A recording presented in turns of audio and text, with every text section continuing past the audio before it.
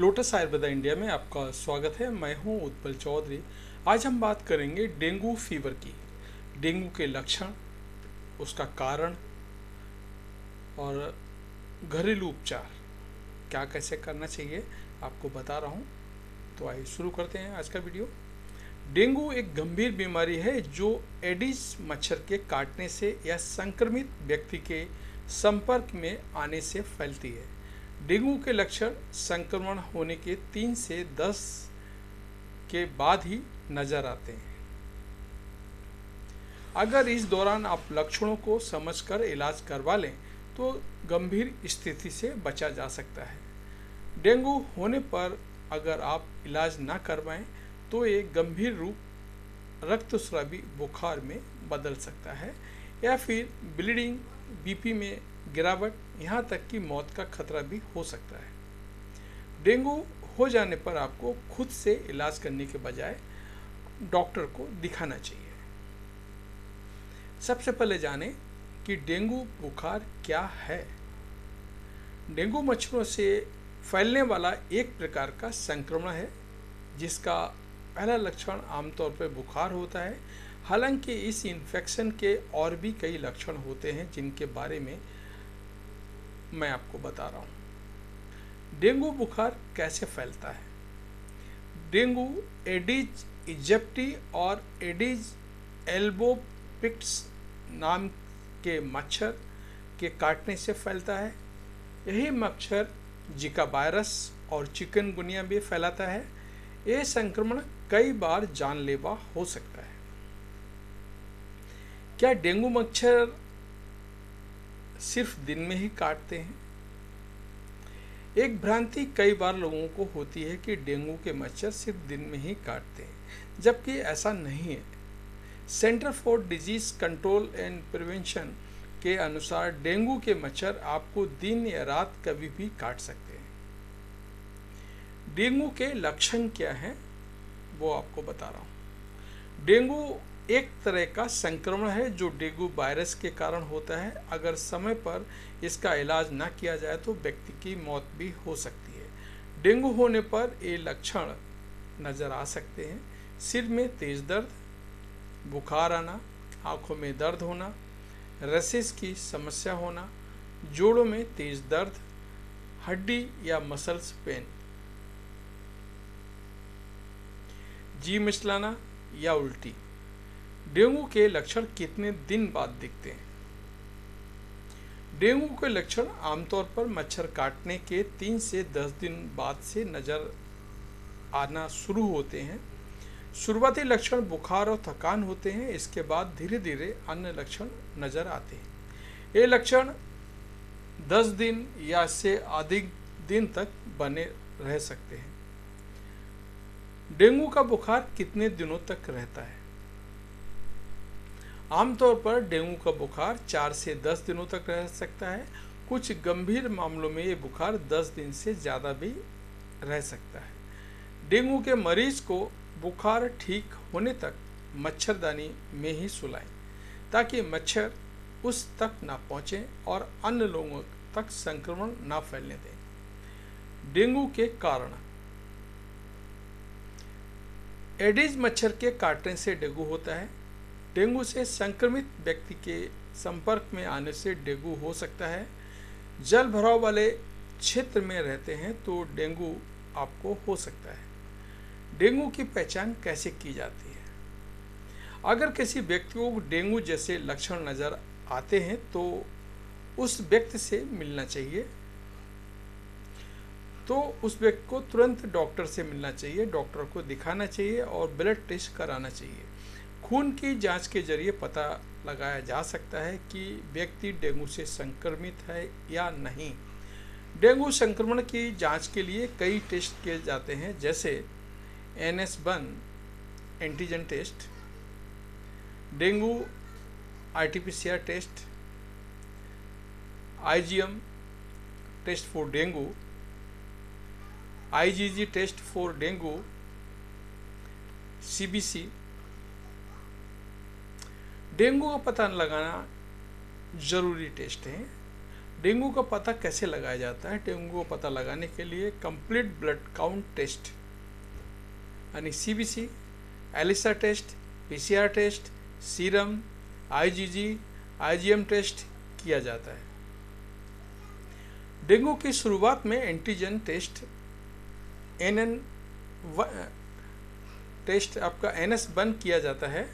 अगर आप बुखार आने के 4 से 5 दिन बाद टेस्ट करवा रहे हैं तो डॉक्टर आपको डेंगू का दूसरा टेस्ट करने की सलाह देते हैं। इसके अलावा डॉक्टर ब्लड टेस्ट भी करवाते हैं जिससे टोटल सेल्स काउंट और बाइट एंड सेल्स काउंट का पता लगाया जा सके।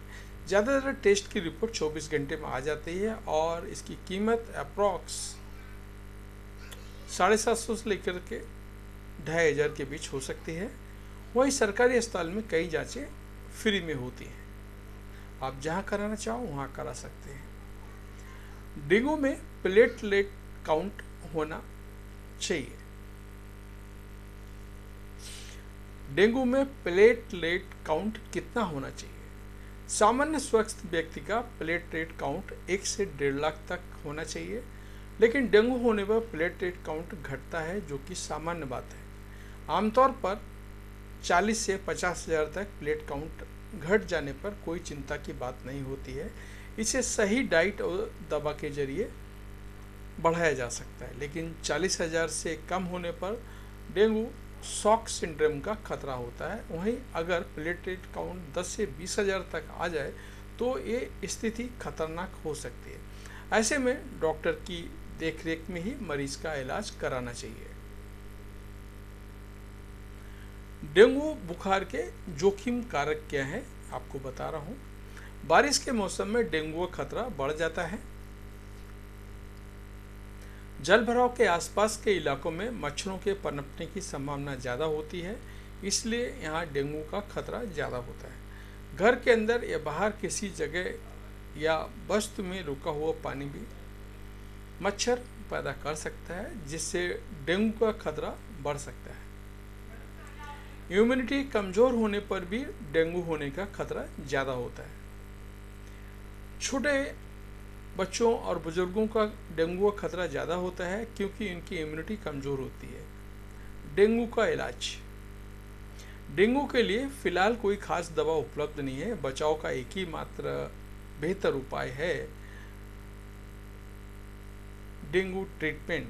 हालांकि डॉक्टर डेंगू बुखार के लक्षण को कम करने के लिए पैरासीटामोल दवा खाने की सलाह देते हैं, लेकिन इसका ये मतलब नहीं है कि बिना डॉक्टर की सलाह लिए दवा आपका सेवन कर सकते हैं। गंभीर लक्षण नज़र आने पर मरीज को अस्पताल में भर्ती कराने की ज़रूरत पड़ सकती है और इस केस में उसे नसों के जरिए इलेक्ट्रोलाइट दिया जाता है।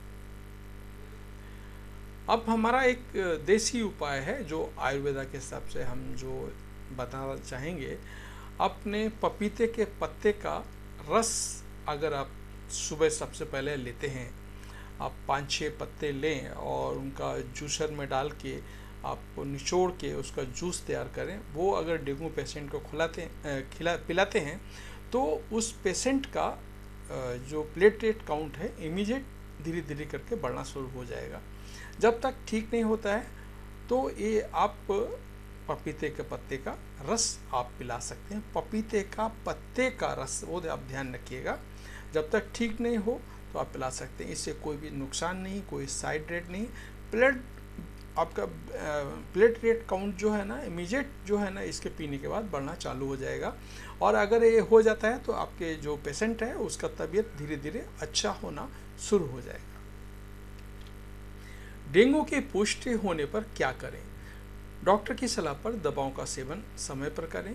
सबसे पहले बुखार उतारने की कोशिश करनी चाहिए। शरीर में फ्लूइड की कमी ना होने दें। दवा लेने के कुछ घंटे बाद भी बुखार ना उतरे तो तुरंत डॉक्टर को बताएं। डेंगू से बचाव के उपाय। डेंगू से बचने के लिए घर में किसी गड्ढे, बर्तन या पॉट में पानी ना भरने दें। इन्हीं में डेंगू मच्छर अंडे देते हैं। सोते समय आपको मच्छरदानी का इस्तेमाल करना चाहिए। समय समय पर घर की सफाई करवाते रहना चाहिए। अगर आपके घर में किसी जगह पानी इकट्ठा हो जाता है जिसे आप हटा नहीं सकते हैं, तो आपको उसे तुरंत ढक देना चाहिए। आपको अपने खिड़की और दरवाजे शाम होने से पहले बंद कर लेना चाहिए।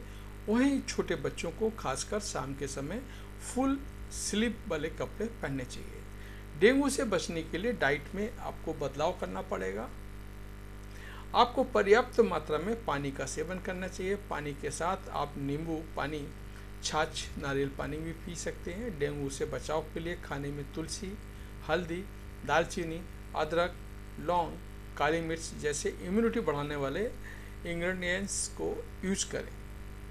बासी खाना ना खाएं, ताज़ा खाना खाएं और फाइबर रिच फूड को अपनी डाइट में शामिल करें। मीट, मछली, सी फूड, तला भुना खाना, स्ट्रीट फूड आदि का सेवन कम से कम करें, या जब तक आप ठीक नहीं होते तो ना करें, तो ये आपके लिए अच्छा रहेगा। डेंगू एक संचारी रोग है जो एक व्यक्ति से दूसरे में फैल सकता है, इसलिए डेंगू से बचाव ही इसका सबसे बड़ा बेहतर इलाज है। अपने आसपास सफाई का ध्यान रखें और जितना आप हाइजीन रहेंगे उतना आपके लिए भी अच्छा है। तो ये था हमारा आज का वीडियो। आपको कैसा लगा कमेंट करके बताएं। ये वीडियो बनाने का मकसद है कि हमारे आजू बाजू बहुत सारे लोगों को डेंगू हो गया और अवेयरनेस के लिए जिनको नहीं पता है उनके पता चले और किस तरह उनको बचाव करना है वो भी पता चले, इसलिए मैं ये वीडियो बना रहा हूँ। मुझे उम्मीद है कि आपको हमारा ये वीडियो पसंद आया होगा। धन्यवाद।